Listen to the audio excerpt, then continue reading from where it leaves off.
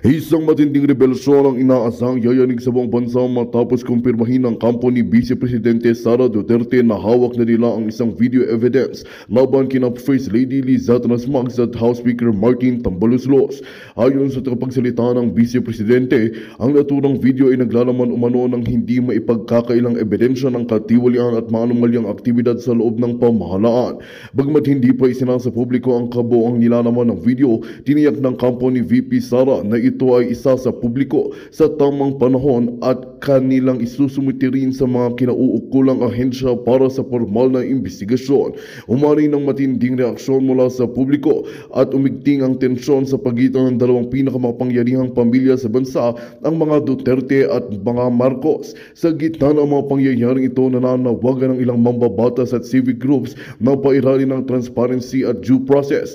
Wala pang tugon mula sa kampo ni Liza Transmags at Tambaluslos, ngunit inaasang magsasagawa sila ng press conference sa mga susunod na araw. Patuloy naming babantayan ang pag-usad ng isyong ito upang ihatid sa inyo ang katotohanan dito lamang sa aming himpilan. At yan nga ang balitang ating pakakatutukan. Ngunit bago ang lahat, siguraduhin mag-subscribe at ihit ang notification bell para sa patuloy na pagtutok sa mga silap ng bagong balita sa tunay na boses ng masa.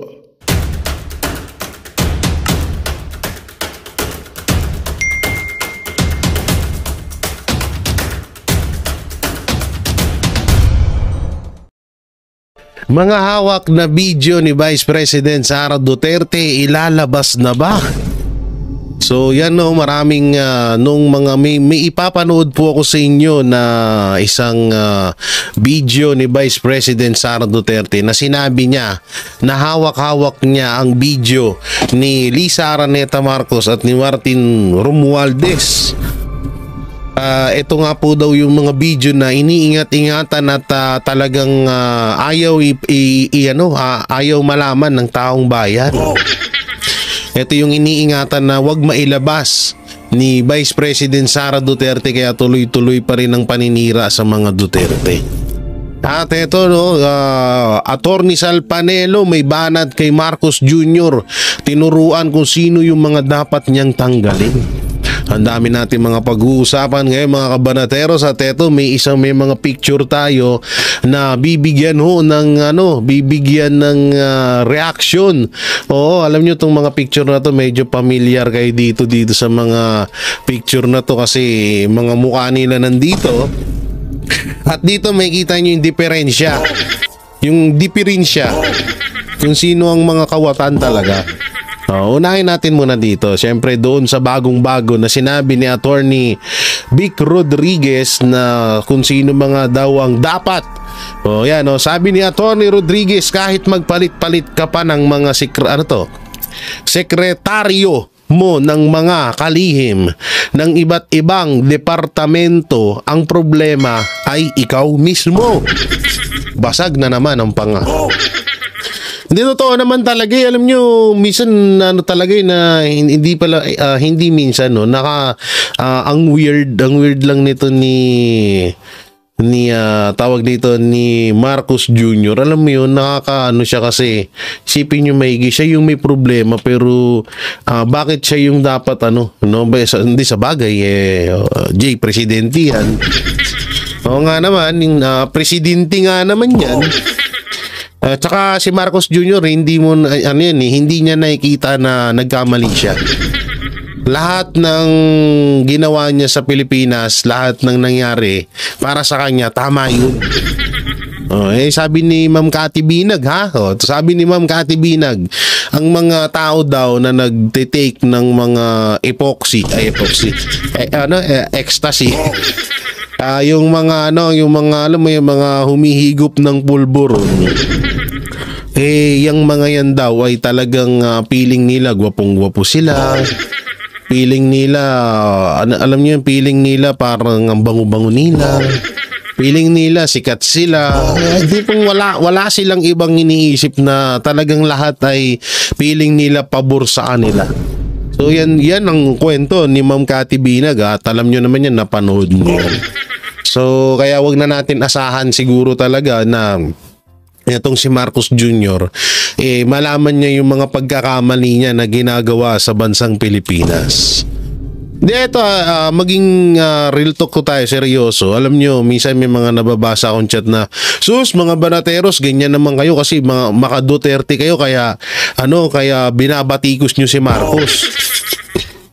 Paano hindi namin babatikusin? Wala namang ginagawa na kasing tama. Kung may nagagawa naman kasing tama, bakit hindi?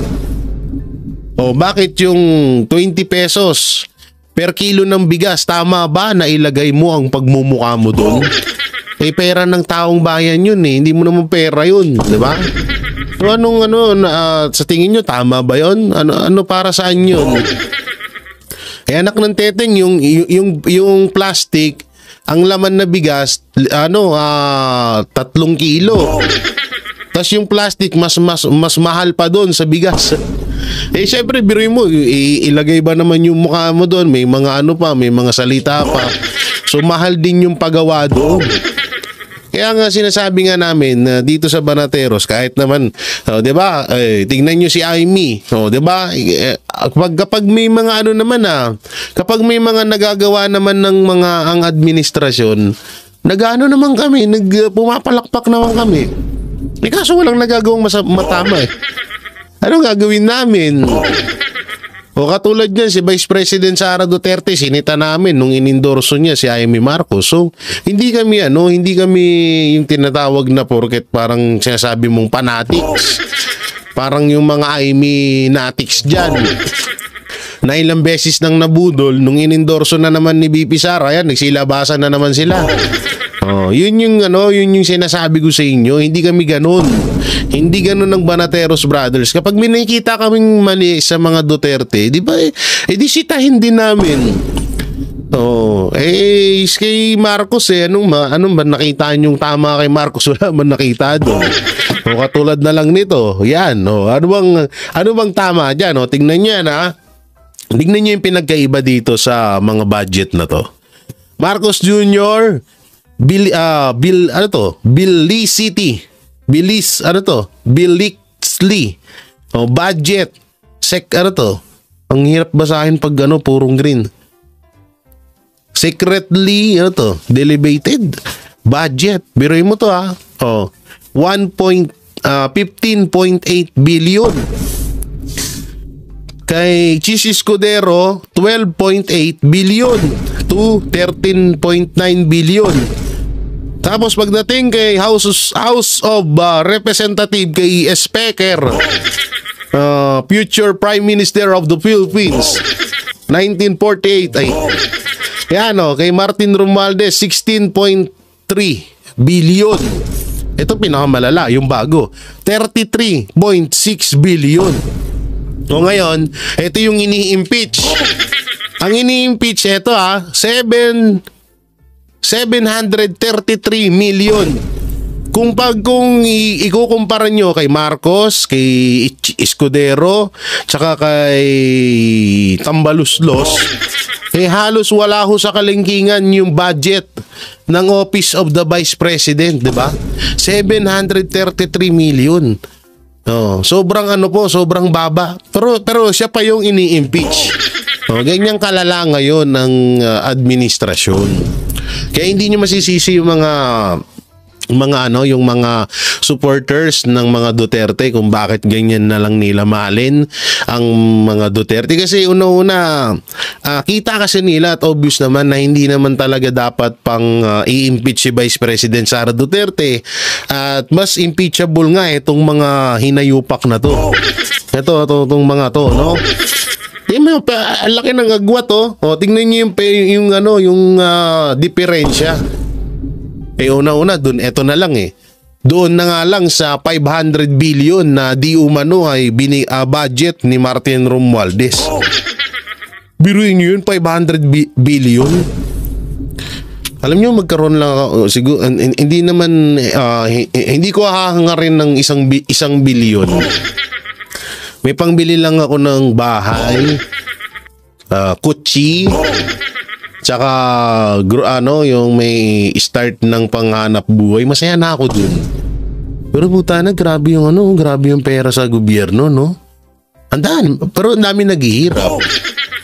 trilyon-trilyon lagi yung mga pinag-uusapan, bilyon, pero hindi naman natin nararamdaman. Alam nyo, minsan itong mga politiko, pinapaigot-ikot lang tayo nitong mga hayop natin. Ba't di pa kayo magkamatay? Ay, sorry. Ang hard no? Ang hard mo naman, Jay. Hindi kasi nakakabuisit eh. Anak ng teteng, bayad tayo ng bayad ng buwis. Tapos sila, yapayaman ng payaman. Diba?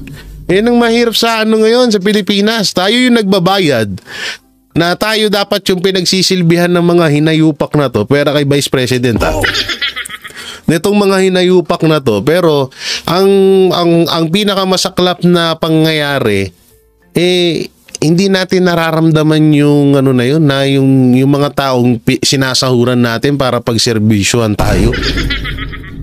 Dapat tayo yung boss nila. Nangyayari parang sila yung boss eh. Diba? Ganun ka lupit ng mga pangyayari ngayon. So yun, dito na tayo mapunta sa ating mga re-reactionan. Mamaya na yung video nga sinasabi ko na maaari nang ilabas ni Vice President Sara Duterte yung mga video na hawak niya at ebidensya kay Martin Romualdez at kay Lisa Araneta Marcos.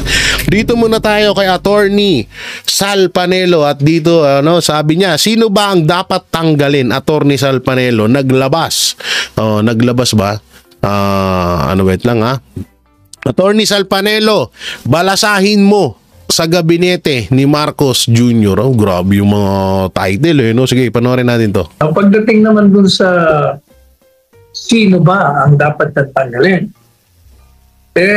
dapat titingnan po niya yung unang-una, yung issue ng pagbagsak ng kanyang rating, yung pagtitiwala at kanyang popularidad.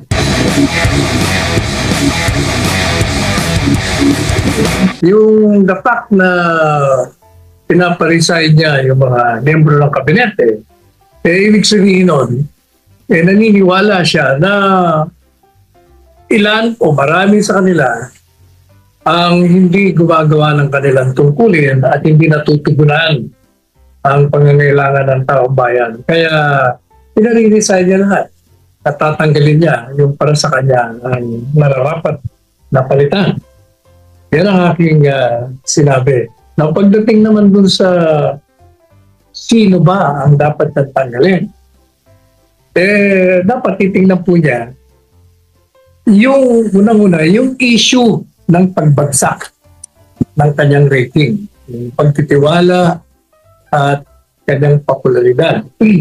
Alam natin, yung mga naunang issue ay yung kaugnay sa mataas na presyo ng bilihin, ang kakulangan ng bigas, yung kakulangan ng matatanda mo na sibuyas, kamatis, bawang, lahat ng mga kailangan sa pagluluto sa bahay.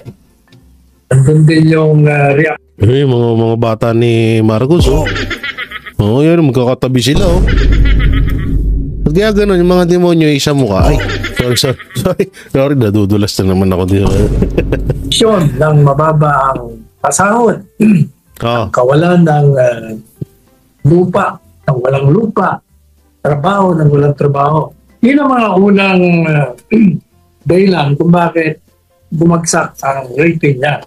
At noong dinagdag pa yung kanyang programa ng pagtugis, pang-aapi, pambubuli, ibipisara, at ito'y kumantong doon sa illegal na pag-aresto, pagdetini at pag-suko ng katawan ating Pangulong Duterte sa doon talagang tuloy-tuloy na ang pagbagsak. Ngayon nga ang mahirap ang mahirap nga dito pinapalabas ng administrasyong Marcos na kaya daw bumababa ang tiwala ng taong bayan sa kanya dahil sa mga palpak na mga tauhan niya sa gabinete. Yun yung pinapalabas nila ngayon. Ang masasabi ko lang naman na itong nakikita natin na mga nangyayari pang politika sa ating bansa, finally nagmamanifest na siya doon sa ating ekonomiya in the form of FDI inflows. So makikita natin yan na yung nangyayari sa political instability, ika nga, no? Nakaka-apekto na. Kaya, alam mo, Jay, hindi ako nasurpresa sa sinasabi na datos na yan, ano, na baba ng FDI. At hindi rin ako nasurpresa na after a few months, bigla itong si Marcos Jr., ang sabi na niya, makikipagbati na siya sa mga Duterte.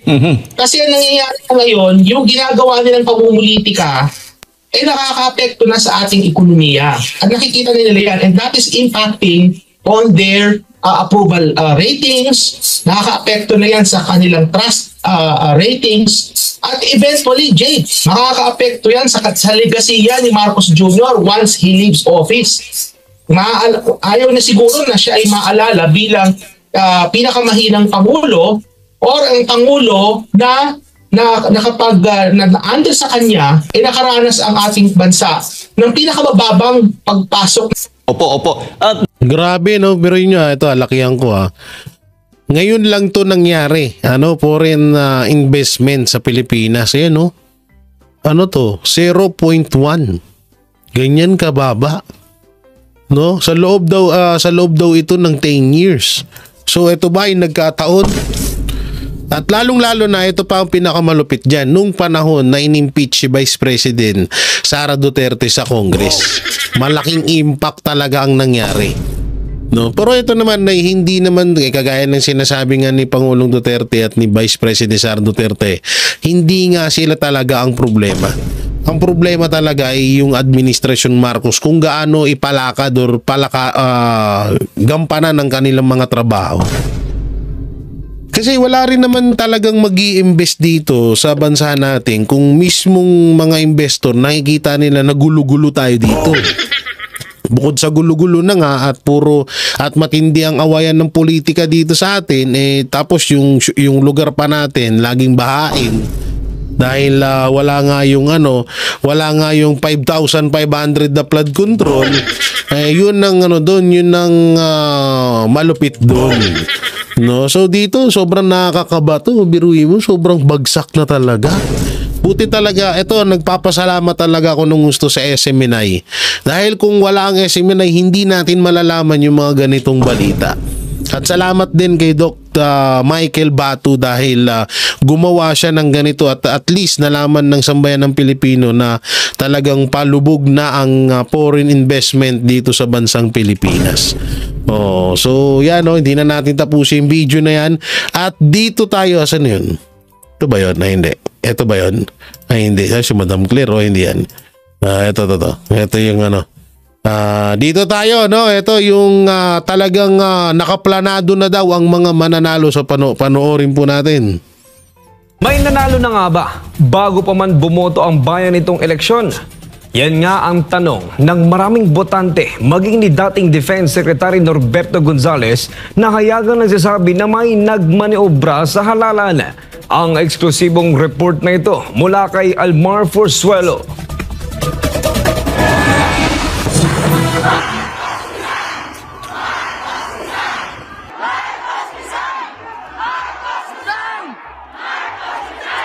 Ito ang sigaw ng milyon-milyong Pilipino ilang buwan bago ang mismong araw ng halalan. Trending sa social media ang kaliwat kanan kilos protesta ng milyon-milyong Pilipino mula Luzon, Visayas, Mindanao at maging sa iba't ibang lugar sa ibayong dagat. Bago pa ang halalan, ramdam ng marami ang galit at pagkadismaya sa kasalukuyang administrasyon dahil sa walang pakundangang korupsyon, abuso sa kapangyarihan at ang pagyurak sa karapatang pantao ng mamamayan. Kaya't upang sa mapayapang paraan, maipakita ang panawagan para sa pagbabago, ang eleksyon ang nakita ng taong bayan bilang paraan para wakasan ang tumitinding krisis at kahirapan. Ngunit kabaliktaran ang naging resulta. Marami ang nadismaya at hindi makapaniwala na hindi nanalo ang Duterte senatorial slate na inaasahan sanang magsusulong ng karapatan ng sambayanan at magpapatuloy sa mga nasimulang reforma ni dating Pangulong Rodrigo Duterte. Para kay dating Defense Secretary at 2025 senatorial candidate Norberto Gonzales, malinaw na nagkaroon ng dayaan noong halalan. Ako, ang pakiramdam ko talaga, medyo dadaya tayo. No? Sa eksklusibong panayam ng SMNI News, binigyang diin ni Gonzales ang kanyang pagkabigla sa pagkapanalo ng ilang kandidato na ayon sa kanya ay hindi pasok sa mga survey at ang mas matindi pa dahil sinusuka na sila ng taong bayan. Pati yung mga supporter nila mismo nagsasabi, oy, nagbilagro. Nanalo yung mga kandidato natin. Kaya para sa kanya, Hindi katulad na lang yun talaga yung kay Ninoy Aquino, kay Ninoy. Kay Bam Aquino at kay Kiko Pangilinan talaga, promise. Pati, eto na lang Ito na lang. Doon mismo sa kanilang mga video, sa sarili nilang page sa sarili nilang page. Kung babasahin nyo lahat ng comment reaction against sa kanila. Tapos nagulat tayo, pumasok sila doon. Tapos ito ang pinakamalupit doon. Ilang dekada tayong niloko ng mga Marcos at Aquino. Kunwari magkakalaban sila pero ang ending talagang gusto lang nilang panghawakan panghabang buhay at sa iba't iba pang sa mga kaapu-apuhan na henerasyon nila maipapasa ang pagiging pinuno sa bansang Pilipinas. Ito to, yung pagkapanalo ni Bam Aquino at ni Kiko, pustahan tayo, may matinding alam dyan. Malaki ang alam dyan at ambag dyan ni Marcos Jr. Maniwala kayo sa akin. Alalahanin nyo kamag-anak ni Lisa Araneta Marcos ang mga Aquino. At sinabi niya mismo yan, di tayo fake news Sinabi mismo yan ni Lisa Araneta Marcos na kamag-anak niya ang mga Aquino.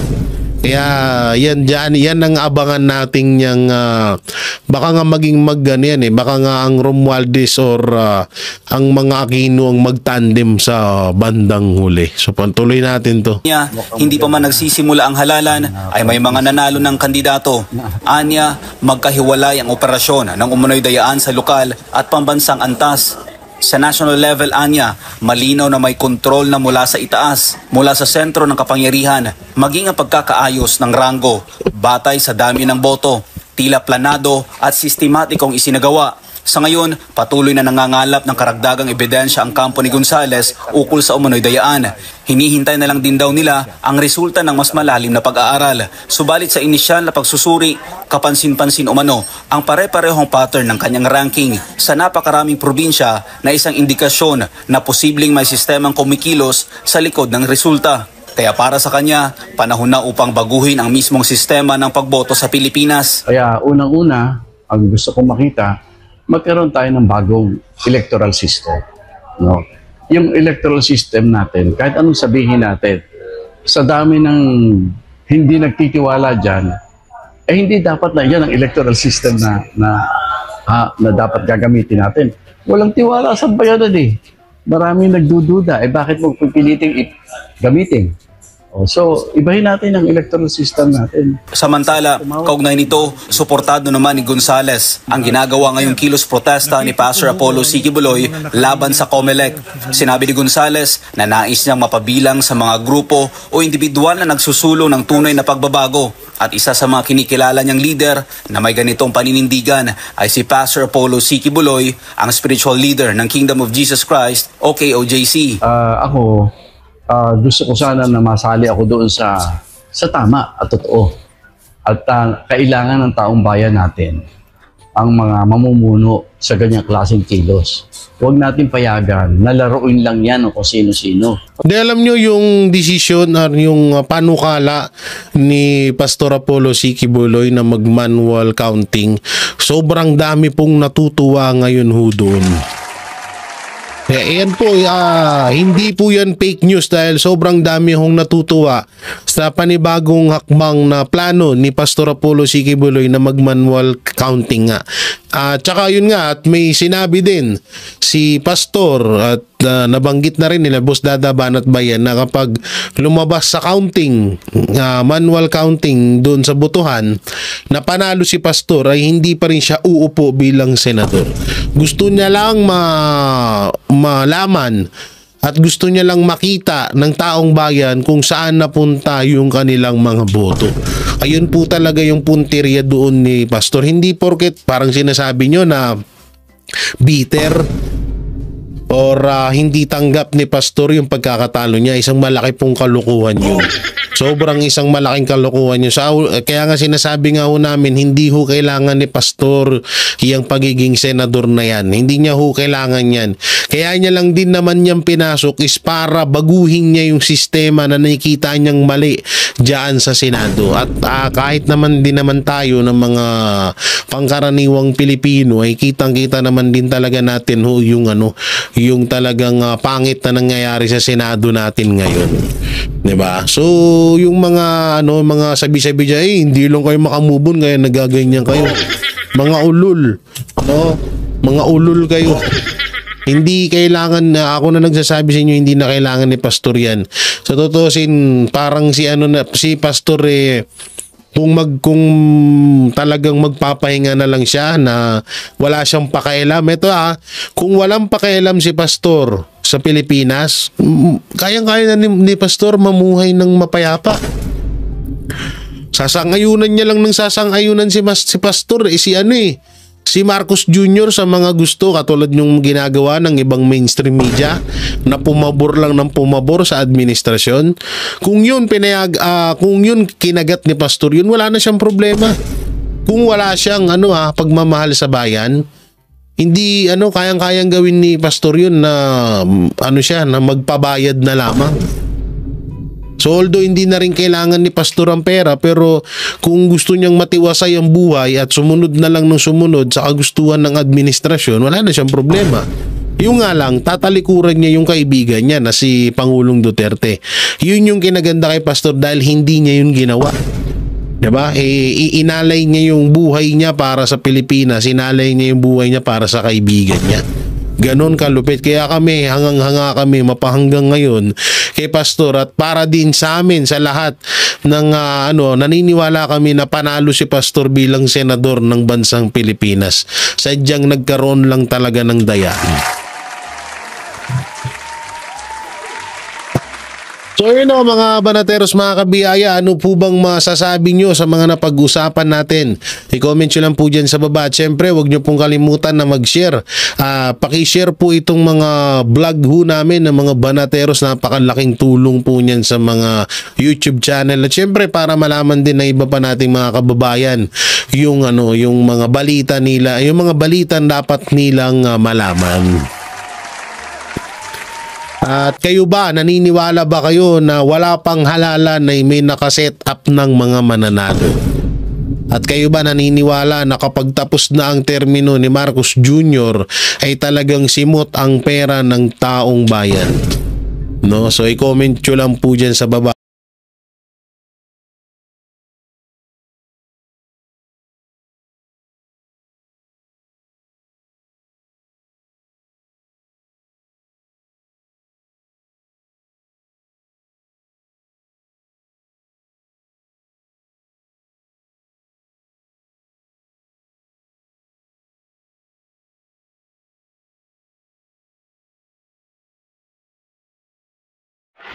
Magandang balita ang hatid namin sa inyo ngayong araw. Sa pagtatapos ng aming balitaan, nagbigay kami ng mga mahalagang impormasyon. Maraming salamat sa pagtutok at pagsuporta sa aming programa. Huwag kalimutang manatili sa mga susunod na araw para sa mga bagong balita at mga kwento na dapat nating abangan.